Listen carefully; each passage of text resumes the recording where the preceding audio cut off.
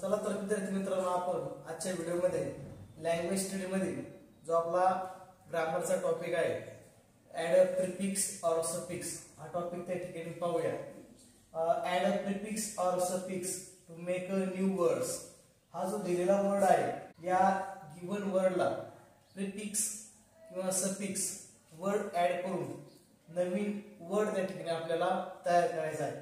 हा जो वर्ड आहे पॉसिबल, या पॉसिबलचा आपण प्रिफिक्स वर्ड त्या ठिकाणी तयार करू शकतो. इम्पॉसिबल,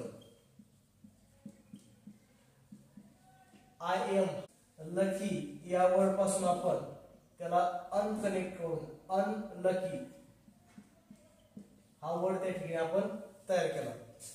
पॉसिबल पासून इम्पॉसिबल हा प्रिफिक्स तयार झाला आणि लकी पासून अनलकी हा प्रिफिक्स वर्ड त्या ठिकाणी तयार झाला. त्यानंतर त्याला ऑर क्वेश्चन आहे, make a meaningful sentence by using one of the following.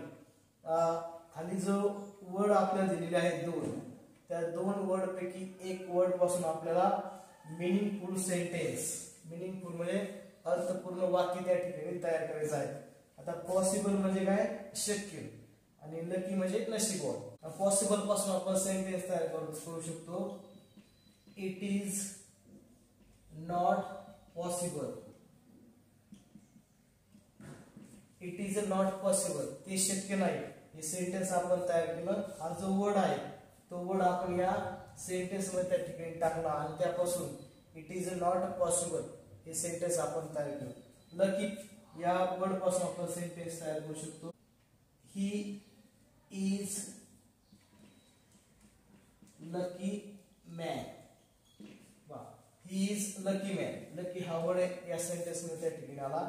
He is lucky man जो दिलेला वर्ड असतो त्यापासून आपण मीनिंगफुल सेंटेन्स तयार करू शकतो, किंवा दिलेल्या वर्डला आपण प्रिफिक्स किंवा सफिक्स ऍड करून न्यू वर्ड त्या ठिकाणी तयार करू शकतो. अशा पद्धतीने आपण या क्वेश्चन मध्ये दोन्ही क्वेश्चन त्या ठिकाणी सोडू शकतो, की जेणेकरून एक जर क्वेश्चन आपला चुकला तर दुसरा क्वेश्चन त्या ठिकाणी बरोबर येऊ शकतो.